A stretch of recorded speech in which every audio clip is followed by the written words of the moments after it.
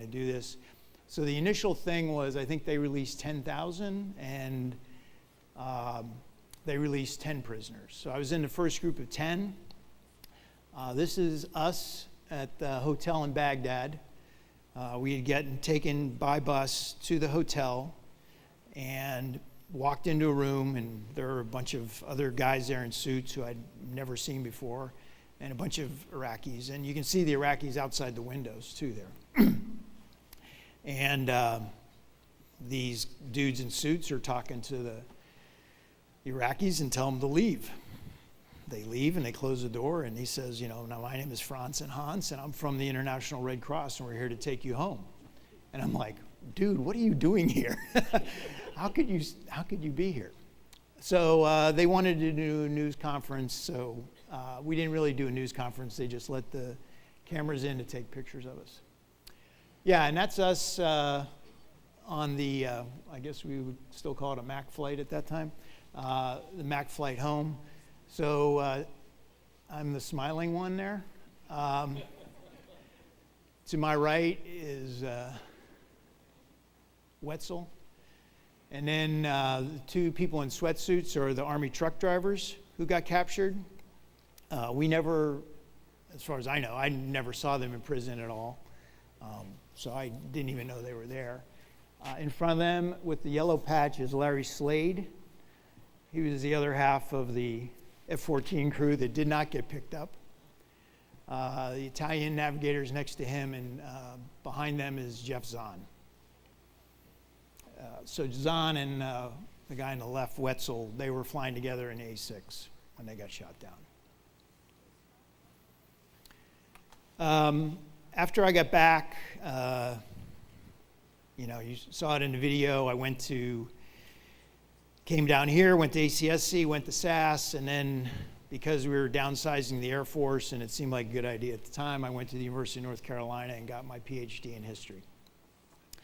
And then I went off to the Pentagon and did a couple tours there and commanded in Turkey, and came back in military education down here at SAS, and then ended up as the Dean of Faculty at the National War College.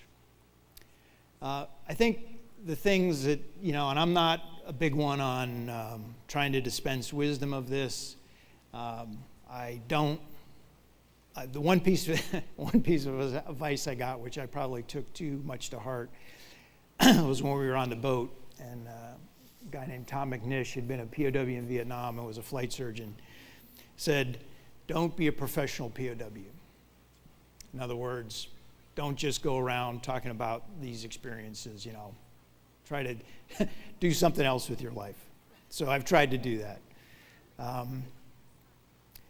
So I try not to, dwell and see how many great lessons I have. But the couple things that do stand out for me are preparation and will. Preparation, I think, works at an individual level, it works at the unit level, and it works at the force level. I think the one lesson you can draw on, and I'm very careful with lessons from history from Desert Storm, is we were successful because we were prepared. We had red flags, we had lots of other exercises, we had, like General Cross talked about, we had very realistic combat training. Fight like you train meant something every day in the squadrons I was in. And so I felt ready to go to war. I didn't know whether I'd do any good, but at least I felt ready. I didn't feel like, oh boy, I wish I'd done something else. Same thing for being a POW. I had done my survival training when I was a cadet, so that had been many years before, but you'd be surprised how quickly that stuff comes back to you when you're in the same situation. For me, there's three things they couldn't do in training that you just have to deal with. One was in training, they're probably not going to kill you. If they do, they're going to be in a lot of trouble, right? So the Iraqis, I wasn't so sure. And in fact, according to one source, at one point, Saddam Hussein's son did order all the POWs killed. So I don't think my fears were unfounded in that regard. The second thing is in training, sort of what the duration is for being a POW. It's going to be a couple, 4 or 5 days, whatever. You know, in the real situation, we didn't know. We didn't know the war was going to be over in 42 days. We didn't know it was going to be over in 42 weeks, whatever. But what I did know is I'd known a lot of guys when I was a cadet who had taught at the Air Force Academy and had been POWs for 5, 6, 7 years. I knew people had done that. So I knew, and they weren't, you know, they were great men, they're heroes, but, you know, I also knew they weren't Superman. They were just normal people who performed in extraordinary circumstances. So my way to deal with that was to think we were going to be there for at least a year. And I thought, well, if we're out in a year, you know, we'll be doing really well. Other people dealt with it differently. For whatever reason, Colonel Eberle had a moving date that, like, we'll be out by the end of January. And I'm like, oh, I don't know, dude. It's already the 20th. I don't think the war is going to be over by then, but okay. And the third thing is, in training, you know, they can hurt you some, but I don't know. It felt like when you're being really interrogated and somebody's really hitting you for real, it hurts a lot. And you know, it's not something that's a news flash to anybody, but it was just one of the differences I remark on. But still, I felt like when I was interrogated, every question I got asked, I'd been asked before. And I'd been trained how to give a good response. So it wasn't anything that I felt like, oh, this is totally unusual. But yeah, I think you have to couple that preparation with will. Okay, all the preparation in the world isn't going to do you any good if you don't have the will to do what you have to do. And likewise, you can have all the will you want, but if you don't have any preparation, you're probably going to fail, or it's going to be very costly. So I think it's those two things together that make you successful. I don't, you know, recommend being a POW, but I feel very fortunate that, you know, it only lasted for a very short period of time compared to what a lot of people had to put up with. I retired from the Air Force in 2008, and I'll just close and we can have some questions after this. And I taught for a while at George Washington University, and then I joined the State Department. So I'm actually a Foreign Service Officer in the State Department now, and I've been serving overseas, and right now I'm in Washington. I know probably a lot of you haven't had any, if any, or much interaction with the State Department up until this point in your career. But let me just assure you that the people who serve in the State Department are just as committed, just as honorable, just as smart, and just as hardworking as all of you. They come at things from a very different perspective. Sometimes that perspective is right, sometimes it's wrong. I think you ought to think for yourselves that sometimes your perspective is right, sometimes your perspective is wrong. So just keep that in mind. For the past year and a half, I was in a place called Juba, South Sudan. It's not a place where I would recommend anyone going.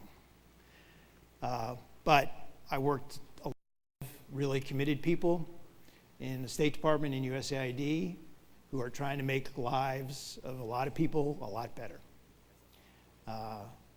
So I'll just leave you with that, and hopefully at some point in your career, when you do meet somebody from the State Department, maybe that'll resonate a little bit with you.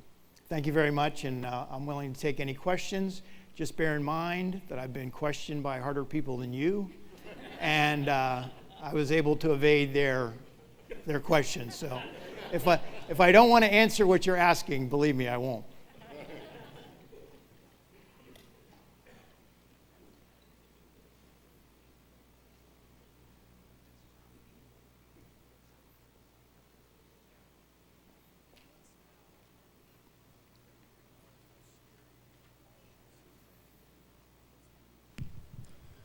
Sir Major Olson from Flight 13.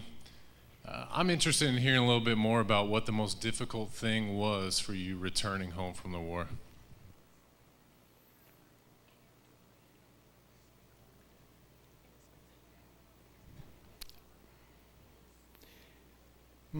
The most difficult thing. I guess one of the most difficult things is, and this is probably true in a lot of conflicts, is a lot of guilt, survival guilt, if you will. We lost 2 airplanes in the Gulf War and 1 in training beforehand.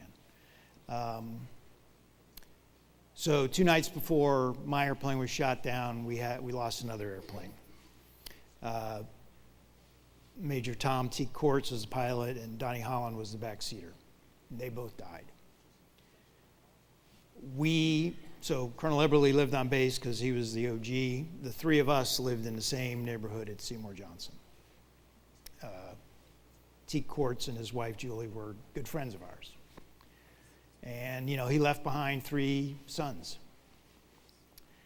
And so to come back from that and to, feel very lucky for, I didn't want to get shot down, but I was glad that I was only 42 days. I think we had a lot of close calls that are just luck. When we got debriefed by Intel, they said, well, you were within a kilometer of the border. I said, great, thanks. And they said, but the border is mined. Ooh, that would have been handy to know beforehand. But there's paths to the minefield because the Bedouins go there. I'm like, well, if I'd made it that far and I'd been that smart, I probably would have known that you're not supposed to be on a path. So, I could have gotten my leg blown off and died in a minefield in Iraq, who knows. So I felt very lucky to come back and to survive all that. But by the same token, I knew guys and families that are devastated by the war too.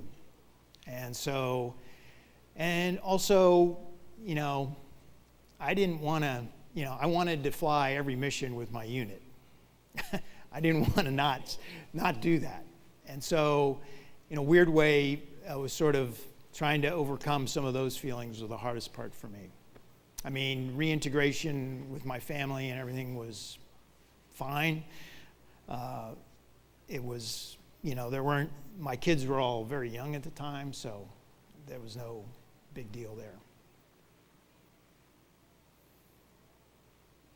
Major Keeley, Flight 29. I'm a fellow Strike Eagle Wizzo, so I can relate to the colonel or general that you fly with using you as bait on a road. But besides that mistake that you avoided, what mistakes do you think you made either in evasion or while you were in prison that you made in your own opinion, and how do you think you overcame those? You mean other than the first one of flying with him? You mean after that? Well, I think the biggest mistake we made was getting too close to that building. I mean, that was just, I knew, well, maybe this is probably just in retrospect. At the time, it didn't seem like the stupidest idea, but I had heard a lot of stupid ideas, so maybe it was all relative. I thought, well, we haven't had any water, and so, we need water. So, maybe it's worth a chance. And so that was the biggest error I made. As far as being in prison, well, I mean, there's a lot of things I wish I had not done because the consequences turned out to be bad for me personally, but that's neither here nor there. In prison, it was just a function of trying to get through the time. I tried not to sort of dwell on things that I thought I did wrong or mistakes that I had made because I felt like I needed all that psychic energy to move through the whole experience because I didn't know how long it was going to be. Do I wish I had, done better on some of the interrogations? Sure. Do I wish that, I hadn't drunk that water that gave me dysentery? Yeah, I wish that hadn't happened either, but I knew you're in prison like that, you're going to probably get dysentery. So I think a lot of it was just the mindset of trying to do the best you can and then working through it. And, one of the things they talk about for folks is, what would you, if your friend came to you and said, I did this, what would you tell him or her? And it's probably different than what you tell yourself. So if you try to approach problems from that way, I think it's a lot healthier psychologically of not getting down on yourself, and that's what I tried to do.